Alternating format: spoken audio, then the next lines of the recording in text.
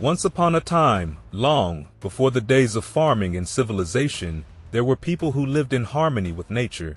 These were the hunter-gatherers, whose way of life revolved around hunting, fishing, scavenging, and gathering wild plants for food. While some still exist today, our focus is on those ancient societies that thrived on the bounty of the earth before the age of agriculture dawned. Picture small communities, just a few families strong, wandering through forests and plains. They had to be adaptable, moving to where the food was plentiful.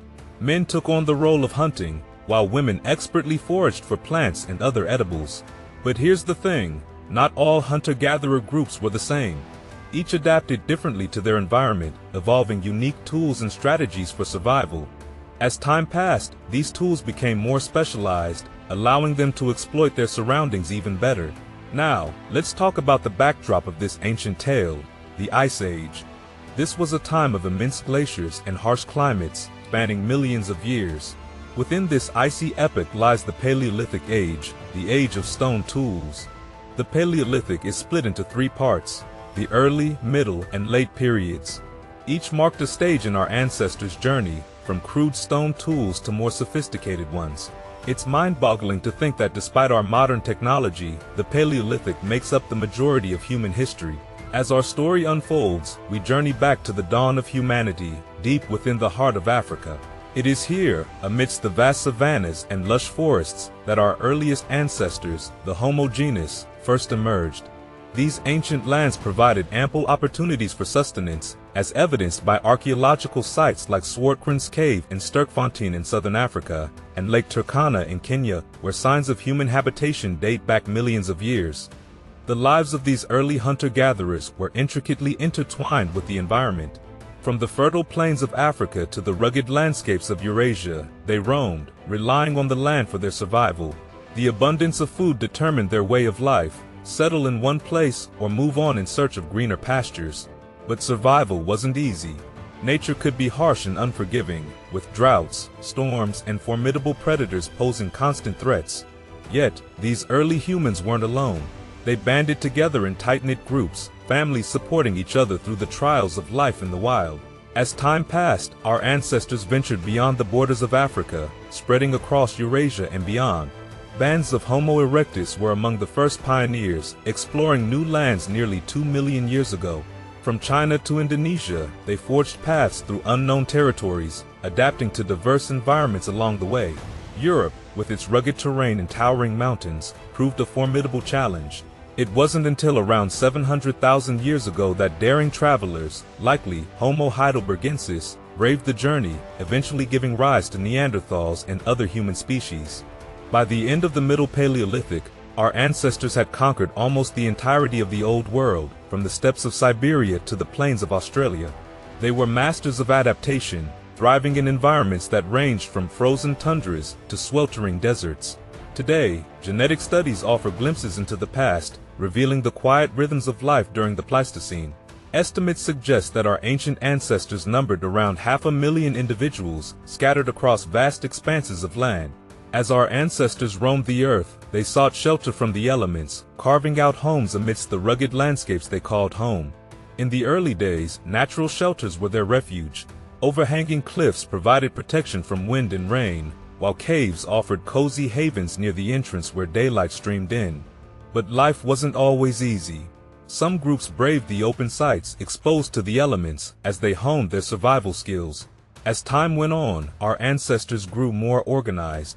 In the Middle Paleolithic, designated areas for activities began to emerge within settlements. The discovery of fire brought new possibilities, with hearths appearing in their midst. These sites even hinted at long-distance trade, as exotic materials found their way into these ancient communities. But it was in the Upper Paleolithic that humans truly came into their own. They became architects of their own destiny, constructing shelters with wooden supports or mammoth bones. These structures, illuminated by flickering hearths, boasted clear architectural features, dividing the living spaces into designated areas. Yet, caves remained central to their lives. Here, amidst the darkness, our ancestors left their mark on the world. Brilliant cave paintings, like those found in Chauvet Cave or the famed Lascaux Cave, bear witness to their artistic prowess. These masterpieces, imbued with symbolic thought, set them apart as full-fledged modern humans. As their technologies advanced, our ancestors mastered every challenge nature threw their way. From scorching deserts to dense forests and frigid tundras, they adapted. And in the earliest days, food was a matter of survival, with hunter-gatherers relying on whatever nature provided. Some specialized in hunting mighty beasts like the woolly mammoth, while others focused on trapping small game or casting nets in the rivers for fish. But hunting wasn't the only means of sustenance. Scavenging played a role too, ensuring no opportunity for food went to waste. In Africa, where our story began, our ancestors' diet consisted primarily of meat and whatever plants they could gather. Their teeth, evolving over time, reflected this change. As their brains grew, their teeth shrank, adapting to a diet that relied less on tough plants and more on the fruits of their labor. Stone tools became their allies in the hunt, allowing them to efficiently exploit their surroundings. With each technological advancement, they grew more versatile, adding meat to their predominantly plant-based diet. Evidence from sites like Gesher Bennett Yaakov in Israel provides a glimpse into the diverse plant diet of our ancestors, showcasing their knowledge of the edible bounty that surrounded them. As time marched on and our ancestors spread across the globe, their diets evolved to suit their surroundings. In the Middle Paleolithic, population density increased, leading to greater competition for food. Hunters developed new tactics, targeting a wider range of prey. Large animals like deer, horses, and bison became prized targets, providing sustenance for entire communities. The late Pleistocene, a golden age for hunter-gatherers, saw the rise of what scholars call the mammoth complex in Eurasia. Here, an abundance of megafauna like mammoths and woolly rhinoceroses provided an ample food source for our ancestors. Neanderthals, among others, feasted on these mighty beasts, supplementing their diet with legumes, fruits, and nuts. But our ancestors were not solely carnivorous. Recent discoveries, like the ancient unleavened bread found at Shubaika 1 in Jordan, offer insights into their culinary ingenuity. Here, over 14,000 years ago, humans were baking bread long before the dawn of agriculture. The journey of tool-making began roughly 2.6 million years ago with the Odowan technology. Simple stone cores served as choppers and scrapers, enabling early humans to process meat and plants for sustenance. This technology, originating in Africa, traveled with early Homo erectus as they ventured into Asia. Meanwhile, in Africa, the Acheulean technology emerged around 1.7 million years ago. It marked a significant advancement, with tools evolving into large bifaces like hand axes and cleavers. These tools, crafted by Homo erectus and later Homo heidelbergensis, provided a better grip for processing their kills. But tools weren't limited to stone alone. Evidence suggests that early hunter-gatherers may have used wooden implements as well. In northern Europe, traces of wooden tools dating back hundreds of thousands of years hint at their widespread use. Homo heidelbergensis, a versatile ancestor, left a remarkable legacy at sites like Schoningen in Germany. Here, researchers uncovered carefully crafted wooden spears dating back at least 300,000 years. These weapons, alongside flint tools, indicate the earliest evidence of active hunting behavior. The bones of horses with cut marks suggest that these early hunters targeted large and dangerous prey, requiring cooperation and sophisticated tool-making skills. As time passed, tool-making techniques became more refined. In the Middle Paleolithic, precursor species to Homo sapiens and Neanderthals crafted retouched flake tools like scrapers and points. The late Paleolithic witnessed a proliferation of innovation, with blade tools, bone implements, and even advanced technologies like spear throwers and bows and arrows coming into use.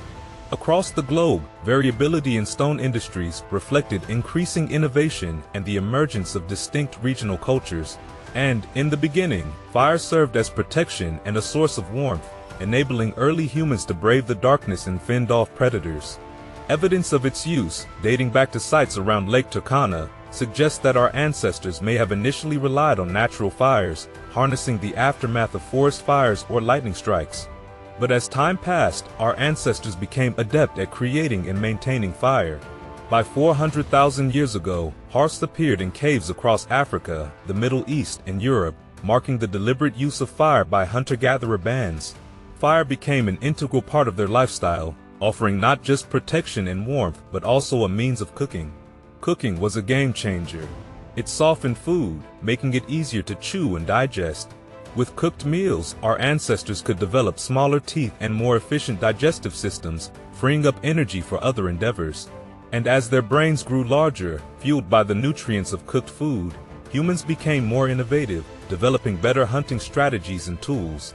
Moreover, fire extended the social bonds within hunter-gatherer groups. With the darkness illuminated by its glow, communities could gather around the fire, sharing stories, songs, and skills. The extended hours of activity fostered stronger social connections, crucial for survival in larger groups.